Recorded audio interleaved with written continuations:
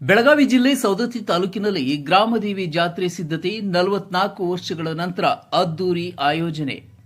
ಬೆಳಗಾವಿ ಜಿಲ್ಲೆ ಸವದತ್ತಿ ತಾಲೂಕಿನಲ್ಲಿ ಗ್ರಾಮದೇವಿಯ ಜಾತ್ರೆ ಅಂಗವಾಗಿ 3ನೇ ಬಾರಿ 16 ರೈತರ ಮನೆತನದವರು ಹಾಗೂ ಊರಿನ ಪ್ರಮುಖರ ಸಭೆ ಮಾಮನಿ ಕಲ್ಯಾಣ ಮಂಟಪದಲ್ಲಿ ನಡೆಯಿತು.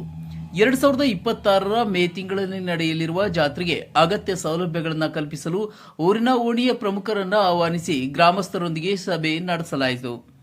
ಈ ಸಂದರ್ಭದಲ್ಲಿ ಶಾಸಕರಾದ ವಿಶ್ವಾಸ್ ವೈದ್ಯ, ವಿರೂಪಾಕ್ಷಿ ಮಾಮನಿ, ಸದಾಶಿವ ಕೌಜಲಗಿ, ಧರ್ಮಾಕರ ಧರ್ಮಕ್ಕ, ಸಿಪಿಐ ಬಸವರಾಜ್ ಕಾರದಗಿ, ಶಿಂತ್ರಿ ಪ್ರಭು, ಎನ್ಸಿ ಬೆಂಡಿಗೇರಿ, ಬಸವರಾಜ್ ಹಂಪಣ್ಣವರ್, ತಲ್ಲೂರ್ ಮಠ್, ಬಸವರಾಜ್ ಪ್ರಭು, ಅಡವ್ಯಪ್ಪ ಬೀಳಗಿ, ಶ್ರೀಶೈಲ್ ಮುತಗೊಂಡ, ಸುಭಾಸ್ ರಜಪುರತ್, ಬಸವರಾಜ್ ಅತ್ತಿಗೇರಿ, ದರಿಯಪ್ಪ ಮದ್ಲಿ, ಬಾಬಣ್ಣ ಕಾಳಿ, ಬರ್ಮಪ್ಪ ಅಣ್ಣಿಗೇರಿ, ಚಂದ್ರು ಶಾಮರಾಯನವರ್ ಕುಲಕರ್ಣಿ, ಸತ್ಯಪ್ಪ ಬಿರಾಜೇನವರ್, ಮದನ್ ಲಾಲ್ ಚೋಪ್ರಾ, ರಾಮಣ್ಣ ಬ್ಯಾಹಟಿ, ಕೆಕೆ ಪುನೇದ್ ಹಾಗೂ ಮತ್ತಿತರ ಗಣ್ಯರು ಭಾಗವಹಿಸಿದ್ದರು. ಗ್ರಾಮದೇವಿಯ ಈ ಅದ್ದೂರಿ ಜಾತ್ರೆಯನ್ನು 44 ವರ್ಷಗಳ ಬಳಿಕ ನಡೆಸಲು ನಿರ್ಧಾರ ಕೈಗೊಳ್ಳಲಾಗಿದೆ. ಪಿಜಿ ಹಂಪಣ್ಣವರು, ಬಸವಣ್ಣ ಬಿಎನ್ ಪ್ರಭುನವರು, ಶಿವಾನಂದ ಹುಗಾರವರು ಪ್ರಮುಖ ಗೆಳೆಯರೇ, ತಮ್ಮೆಲ್ಲರ ಅನುಭವಕ್ಕೆ ಮೊದಲಿಗೆ ನನ್ನ ಅನಂತರ ನಮಸ್ಕಾರಗಳನ್ನು ಸಲ್ಲಿಸಿ, ಇವತ್ತಿನ ಈ ಸಭೆ ಒಂದು ವಿಶೇಷವಾಗಿರುವಂಥ ಸಭೆ. ಸವದತ್ತಿ ನಗರಕ್ಕೆ ಒಂದು ಒಳ್ಳೆಯದಾಗಬೇಕು ಅನ್ನುವಂಥ ಉದ್ದೇಶದಿಂದ ಕಾಲಕ್ಕೆ ಮಳೆ ಆಗಬೇಕು, ಎಲ್ಲ ರೈತರ ಮನೆಯಲ್ಲಿ ನಂದಾದೀಪ ಬೆಳಗಬೇಕು ಅನ್ನುವಂಥ ಉದ್ದೇಶದಿಂದ ಈ ಜಾತ್ರೆಯನ್ನು ಮಾಡಬೇಕಂತ ಹೇಳಿ ತೀರ್ಮಾನ ತೆಗೆದಿದ್ದಾರೆ. ನಿಜಕ್ಕೂ ಶ್ಲಾಘನೀಯ. ಆ ಒಂದು ಜಾತ್ರೆಗೆ ಈಗಾಗಲೇ ಹಿರಿಯರಾದಂಥ ಬೀಳಿಗೆಯವರು ಹೇಳಿದಾಗೆ ಈ ಜಾತ್ರೆಯನ್ನು ನಾವು ಯಶಸ್ವಿಯಾಗಿ ಮಾಡಬೇಕಾದ್ರೆ ಎಲ್ಲ ಪಕ್ಷವನ್ನು, ಜಾತಿಯನ್ನು ಬದಿಗಿಟ್ಟು ಪಕ್ಷಾತೀತವಾಗಿ, ಜಾತ್ಯತೀತವಾಗಿ ಒಗ್ಗಟ್ಟಿನ ಪದವನ್ನು ಪ್ರದರ್ಶನ ಮಾಡಿದರೆ ಮಾತ್ರ ಈ ಗ್ರಾಮದೇವಿ ಜಾತ್ರೆಯನ್ನು ಯಶಸ್ವಿಯಾಗಲಿಕ್ಕೆ ಕಾರಣ ಆಗ್ತದೆ. ಸೊ ಹೀಗಾಗಿ ಈ ಒಂದು ಜಾತ್ರೆಗೆ ಏನೇ ಸಹಾಯ ಸಹಕಾರ, ಈ ಏನು ಒಂದು 16 ರೈತ ಮನೆತನ ಪ್ರಮುಖರು ತೆಗೆದುಕೊಳ್ಳುವಂಥ ನಿರ್ಧಾರಕ್ಕೆ ಕಟಿಬದ್ಧನಾಗಿ ಅವರಿಗೂ ಶ್ರಮಿಸಲಿಕ್ಕೆ, ಈ ಜಾತ್ರೆಯನ್ನು ಯಶಸ್ವಿ ಮಾಡಲಿಕ್ಕೆ ನನ್ನ ಸಂಪೂರ್ಣ ಸೇವಾ ಮನೋಭಾವದಿಂದ ಎಲ್ಲ ರೀತಿಯಿಂದ ಸಹಾಯ ಸಹಕಾರ ಮಾಡ್ತೇನೆ ಅಂತಕ್ಕಂಥ ಮಾತನ್ನು ಈ ಸಂದರ್ಭದಲ್ಲಿ ಬಂಧುಗಳೇ, ನಾವು ಅನೇಕ ಗ್ರಾಮಗಳಲ್ಲಿ ಜಾತ್ರೆ ಮಹೋತ್ಸವವನ್ನು ನೋಡ್ತೀವಿ. 3 ವರ್ಷಕ್ಕೊಮ್ಮೆ, 5 ವರ್ಷಕ್ಕೊಮ್ಮೆ, 10 ವರ್ಷಕ್ಕೊಮ್ಮೆ ಮಾಡ್ತಾ ಬಂದಿದ್ದಾರೆ. ಈಗ ಆಗಮಿಸಿರುವಂಥ ರತ್ನಕ್ಕ ಮಾಮೂಲಿ ಪರಿಸ್ಥಿತಿ. ಸಾಕಷ್ಟು ಗ್ರಾಮಗಳಲ್ಲಿ ನಾವು ಜಾತ್ರೆಯನ್ನು ನೋಡ್ತೇವೆ. ಮೊನ್ನೆ ನಾವು ಯಾವ ರೀತಿ ಜಾತ್ರೆಯನ್ನು ಮಾಡಬೇಕಂತಂದರೆ, ಮೊನ್ನೆ ನಡೆದಂಥ ಗೋಕಾಕಿನ ಜಾತ್ರೆಯನ್ನು ತಾವೆಲ್ಲರೂ ಗಮನಿಸಬಹುದು.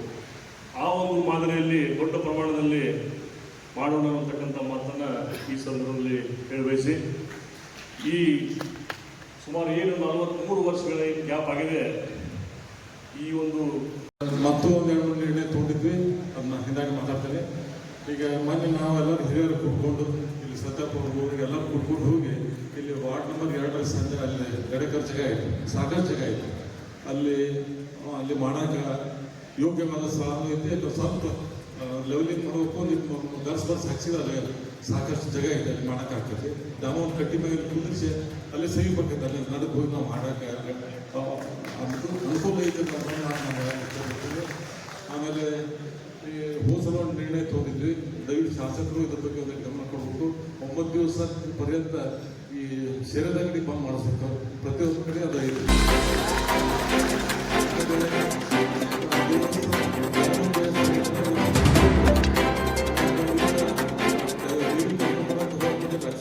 ಅದನ್ನೆಲ್ಲ ಒಂದು ತೆರವು ಮಾಡ್ಕೊಂಡು ಹೋಗ್ಬೇಕು. ಆಮೇಲೆ ಇದೇ ನಮ್ಮ ಸೋದರ ಬರೀ 2 ಜಾತಿ ಸೀಮಿತ, ದಯವಿಟ್ಟು ಹಂಗೆ ತಪ್ಪು ತಿಳ್ಕೊಳಕ್ಕೆ ಹೋಗ್ರಿ. ಈ ಬಾಬನವರಷ್ಟು ಜಾತಿ 2 ಜಾತಿ ಅನ್ನೋದು ಬಾಬನಷ್ಟೇ. ಅದಕ್ಕೆ ಎಲ್ಲ ಜಾತಿಯವ್ರು ಕೂಡಿ ಮಾಡುವಂಥ ಜಾತಿ. ನಾ ಈಗ ಸದ್ಯ ಏನು ಹೇಳಕ್ಕೆ ಇಚ್ಛೆ ಪಟ್ಟೆ ಅಂದ್ರೆ, ಎಲ್ಲ ಧರ್ಮದವರು, ಎಲ್ಲ ಜಾತಿಯವರು ನೀವಾದ ಒಂದು ಸಭೆ ಮಾಡಿರಿ, ನೀವು ಒಂದು ಹೆಸರು ಕೊಡ್ರಿ, ಎಲ್ಲ ಜಾತಿಯವ್ರನ್ನೂ ಆ ಕಮಿಟಿಗಳನ್ನ ಹಾಕೋತೀವಿ. ಆಮೇಲೆ ನಮ್ಮದು 15-20 ಕಮಿಟಿ ಮಾಡ್ಬೇಕಾಗೈತಿ. ಕ್ರೀಡಾ ಕಮಿಟಿ ಆಗಬೇಕು, ಮನೋರಂಜನೆ ಕಮಿಟಿ ಆಗ್ಬೇಕಾಗೈತಿ, ವೇದಿಕೆ ಕಮಿಟಿ ಆಗಬೇಕು, ಪೆಂಡಲ್ ಕಮಿಟಿ ಎಲ್ಲ ಮಾಡಬೇಕು, ಊಟದ ಕಮಿಟಿ ಮಾಡ್ಬೇಕಾಗೈತಿ.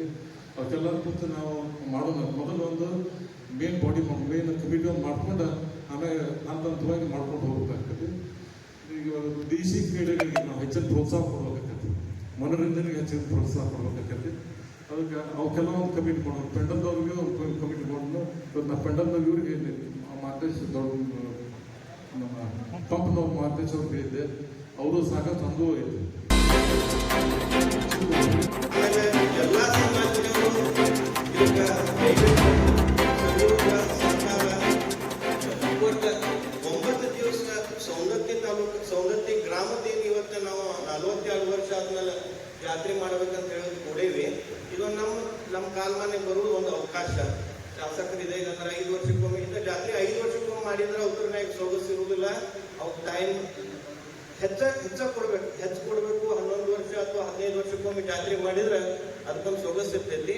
ಸಾಧಾರಣ ಎಲ್ಲಾ ಮಠದಾಗ ಇವತ್ತು ಅನ್ನದ ಪ್ರಸಾದ ಶ್ರಾವಣ ತಿಂಗಳಾಗ ನಾವು ಒಪ್ಕೊಂತಿರ್ತೇವೆ. ಸಣ್ಣ ಪ್ರಮಾಣ ಜಾತ್ರೆ, ಅವ್ರ ಜಾತ್ರೆ ಕೂಡ ಜಾತ್ರೆ ಅಂತ ಹೇಳಿ ಇದನ್ನ ಮಾಡಕ್ ಬರೋದಿಲ್ಲ. ಬಟ್ ಊರು ಒಕ್ಕಟ್ಟಾಗಿ ಮಾಡುವ ಇದೊಂದು ಜಾತ್ರೆಗೆ ಎಲ್ಲರೂ ಸಹಕಾರ ಬೇಕಂತ ಹೇಳಿ ನನ್ನ ಅನಿಸಿಕೆ ಐತಿ. ಮತ್ತು ನಾ ಮೊನ್ನೆ ಈ ಜಾತ್ರೆ ಫಸ್ಟ್ 2 ಸೆಕೆಂಡ್ ಮೀಟಿಂಗ್ ಆದ್ಮೇಲೆ ನನಗೆ ಹಂಗವತ್ತು ಕಿವಿಗೆ ಬಿಟ್ಟು ದನದ ಪೇಟೆಯಾಗ ಊಟದ ವ್ಯವಸ್ಥೆ ಎಲ್ಲರಿಗೂ ಒಂದು ಮಾತಾಡೋಕೆ ಅವಕಾಶ ಕೊಟ್ಟಿದ್ದಾರೆ.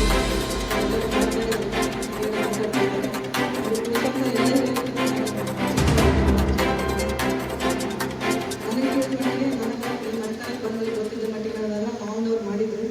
ಅದ ನಂತರ ಈಗ ಮಾಡ್ತಾರೆ. ಅಂದರೆ 40 ವರ್ಷ ಆಯಿತು. ಅವಾಗ ಎಲ್ಲರೂ ಕೂಡಿ ಮಾಡಿದ್ದಾರೆ. ಒಂದು ಏನಾದರೂ ಯಶಸ್ವಿ ಒಂದು ಇದು ಗ್ರಾಮ ದೇವತೆ ಬಗ್ಗೆ ನಾವು ಅಷ್ಟು ಹಗರ ತಿಳ್ಕೊಬೋದಿಲ್ಲ. ಯಾಕಂದರೆ ಭಾಳಷ್ಟು ಮಡಿ ಹೊಡಿಬೇಕು, ಇದಕ್ಕೆ ನಿಯಮ ನಿಂತಿದ್ದಾವ. ನಾವೇ ಒಂದು 2-3 ಕಡೆ ಜಾತ್ರೆಗಳಿಗೆ ಹೋದಾಗ ನೋಡಿದ್ದೇವೆ. ಒಂದು ಕಾಲಿಗೆ ಚಪ್ಪಲಿಲ್ಲದ ನಾವು 9 ದಿನಗಳವರೆಗೆ ಅದನ್ನು ವ್ರತ ಆಚರಣೆ ಮಾಡ್ತಾರೆ.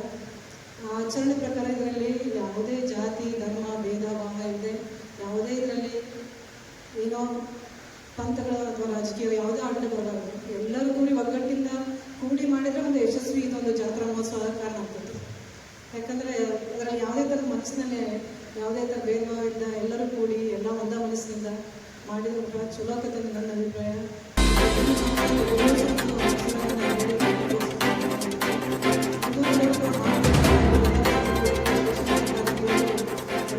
ಮಾಹಿತಿ ಇರೋದಕ್ಕೆ ಅವರು ಒಂದು ಕಮಿಟಿ ಮಾಡಿಕೊಂಡು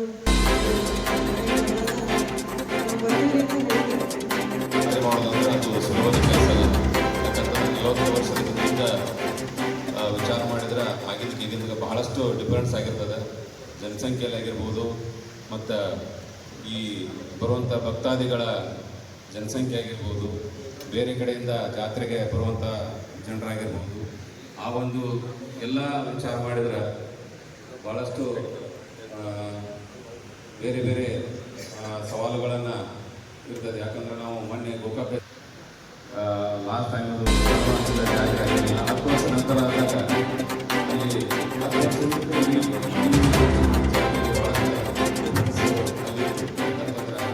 ಜನ ಪ್ರತಿ ವರ್ಷಕ್ಕಿಂತ ವರ್ಷ ಜನ ಬೇರೆ ಕಡೆಯಿಂದ ಬರೋದಾಗಲಿ, ಲೋಕಲ್ ಜನ ಆಗಲಿ, ಅದರಿಂದ